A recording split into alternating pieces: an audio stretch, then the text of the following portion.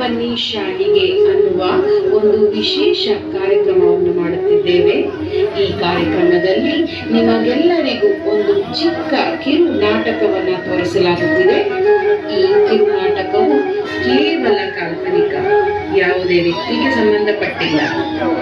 ಲಕ್ಷ್ಮಿ ಎನ್ನುವ ಮಹಿಳಾ ಟೈಲರ್ ನಮ್ಮ ಕಂಪನಿಯಾದ ಶಾಹಿ ಯೂನಿಟ್ 21 ನಲ್ಲಿ ಕೆಲಸ ಮಾಡುತ್ತಿದ್ದು, ಬೇರೊಬ್ಬರ ಮಾತಿನ ಮುಖಾಂತರ ಹೆಚ್ಚಿನ ಸಂಬಳಕ್ಕೋಸ್ಕರವಾಗಿ ಅವರು ಕೆಲಸಕ್ಕೆ ರಾಜೀನಾಮೆ ನೀಡಿರುತ್ತಾರೆ.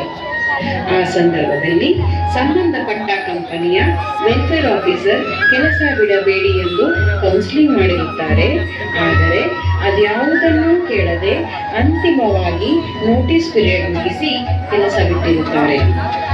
ಆ ಬೇರೆ ಕಂಪನಿಯಲ್ಲಿ ಹೆಚ್ಚಿನ ಕೆಲಸದ ಒತ್ತಡ, ಟಾರ್ಚರ್ ಹಾಗೆ ಆತ್ಮ ಸಂತೃಪ್ತಿ ಇಲ್ಲದ ಕಾರಣವಾಗಿ ಲಕ್ಷ್ಮಿ ಅವರು ಅಲ್ಲೂ ಕೆಲಸ ಮಾಡದೆ ಮತ್ತೆ ಶಾಹಿಗೂ ಬರಲಾಗದೆ ಮನೆಯಲ್ಲೇ ಇರುತ್ತಾರೆ. ಇಂತಹ ಸಂದರ್ಭದಲ್ಲಿ ಏನಾಗುತ್ತದೆ ಎಂದು ಮುಂದೆ ನೀವೇ ನೋಡಿ.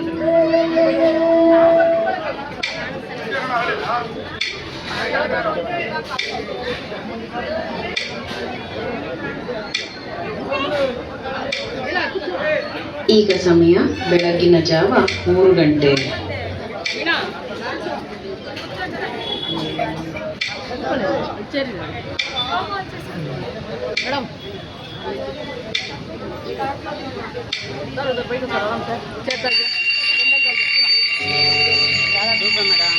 धूप ज़्यादा लग रहा है। इधर सभी बैठो बैठो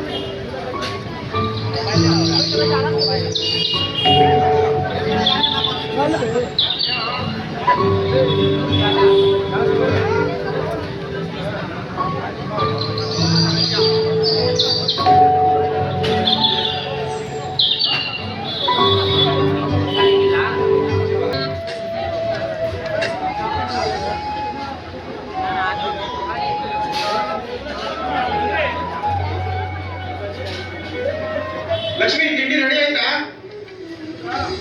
ಮೊದಲು ಶಾಲೆಗೆ ಹೋಗ್ಬೇಕಾದ್ರೆ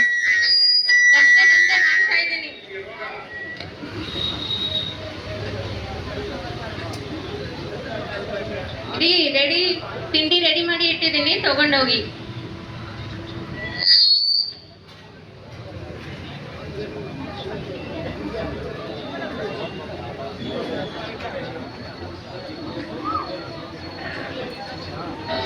ಹೀಗೆ ಮನೆಯಲ್ಲಿ ಇರುವಾಗ ಅವರಿಗೆ ಶಾಹಿಯ ನೆನಪಾಗುತ್ತದೆ. ಸವಿ ಸವಿ ನೆನಪು, ಸಾವಿರ ನೆನಪು, ಸಾವಿರ ಕಾಲಕ್ಕೂ ಸವೆಯದ ನೆನಪು, ಎದೆಯಾಳದಲ್ಲಿ ಹಚ್ಚಿಕೊಂಡಿರುವ ಅಚ್ಚಳಿಯದ ನೂರೊಂದು ನೆನಪು. ಸವಿ ಸವಿ ನೆನಪು, ಸವಿ ಸವಿ ನೆನಪು, ಸಾವಿರ ನೆನಪು, ಎದೆಯಾಳದಲ್ಲಿ ಬಚ್ಚಿಕೊಂಡಿರುವ ಅಚ್ಚಳಿಯದ ನೂರೊಂದು ನೆನಪು.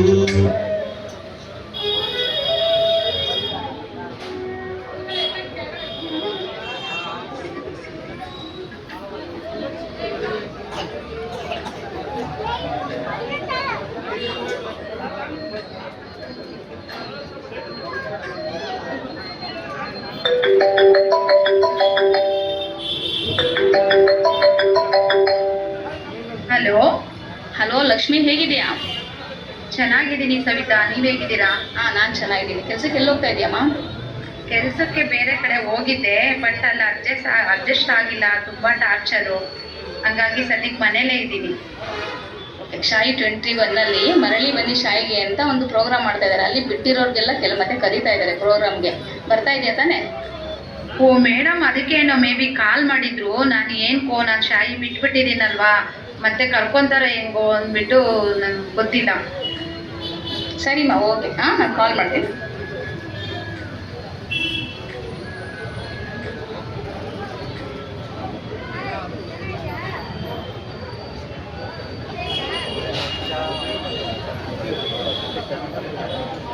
ಚಂದ್ರು, ಇಲ್ಲೇ ಲಕ್ಷ್ಮಿ ಮನೆ ಇದೆ ಅನ್ಸುತ್ತೆ, ನೋಡೋಣಲ್ಲ.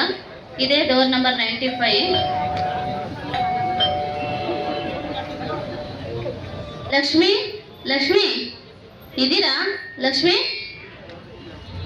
ಮೇಡಮ್, ನೀವು ಬನ್ನಿ ಮೇಡಮ್, ಬನ್ನಿ. ನಮಸ್ಕಾರ ಮೇಡಮ್ ಅವರೇ. ಸರ್ ನಮಸ್ಕಾರ, ಸರ್ ನಮಸ್ಕಾರ. ಚೆನ್ನಾಗಿದ್ದೀರಾ ಲಕ್ಷ್ಮಿ? ನಾನು ಚೆನ್ನಾಗಿದ್ದೀನಿ. ಹೇಗಿದ್ದೀರಾ ಸರ್?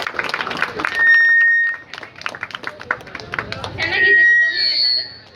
ಬನ್ನಿ ಸರ್, ಬನ್ನಿ ಮೇಡಮ್, ಕುತ್ಕೊಳ್ಳಿ, ಕುತ್ಕೊಳ್ಳಿ.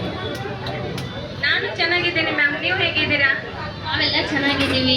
ಎಲ್ಲಿ ಹೋಗ್ತಾ ಇದ್ದೀರಾ ಕೆಲಸಕ್ಕೆ? ಆರಾಮಾಗಿದ್ದೀರಾ? ನಾನು ಆರಾಮಾಗಿ ಇದ್ದೀನಿ ಮ್ಯಾಮ್, ಬಟ್ ನಾನು ಎಲ್ಲರೂ ಮಾತು ಕೇಳ್ಕೊಂಡು ಬೇರೆ ಕಡೆ ಹೋಗಿದೆ. ಅಲ್ಲಿ ತುಂಬ ಟಾರ್ಚರ್, ನನಗೆ ಅಡ್ಜಸ್ಟ್ನೂ ಆಗಿಲ್ಲ. ಸದ್ಯಕ್ಕೆ ಮನೆಯಲ್ಲಿ ಇದ್ದೀವಿ. ಅದಕ್ಕೋಸ್ಕರ ನಾವು ನಿಮ್ಮ ಮನೆವರೆಗೂ ಬಂದಿದ್ದೀವಿ, ಗೊತ್ತಾ ಲಕ್ಷ್ಮಿ?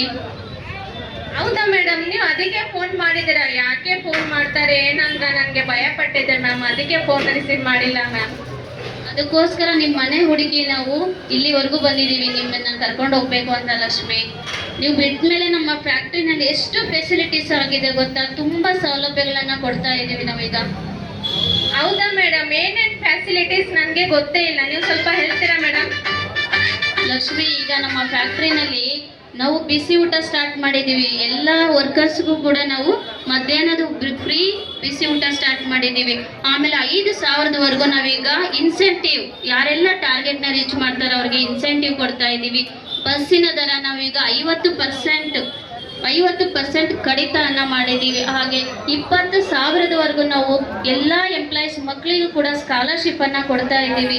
ತುಂಬ ಫೆಸಿಲಿಟೀಸನ್ನು ನಾವು ನಮ್ಮ ಕಂಪನಿಯಲ್ಲಿ ಮಾಡಿದ್ದೀವಿ ಲಕ್ಷ್ಮಿ. ಈಗ ಅದಕ್ಕೋಸ್ಕರ ನಾವು ಯಾರೆಲ್ಲ ಕೆಲಸ ಬಿಟ್ಟಿದ್ದಾರೆ ಅವರಿಗೆಲ್ಲ ನಾವು ಮನೆ ಮನೆಗೆ ಹೋಗಿ ನಾವು ಈಗ 12ನೇ ತಾರೀಕು ಒಂದು ಮರಳಿ ಬನ್ನಿ ಶಾಲೆಗೆ ಅಂತ ಒಂದು ಕಾರ್ಯಕ್ರಮ ಮಾಡ್ತಾ ಇದ್ದೀವಿ.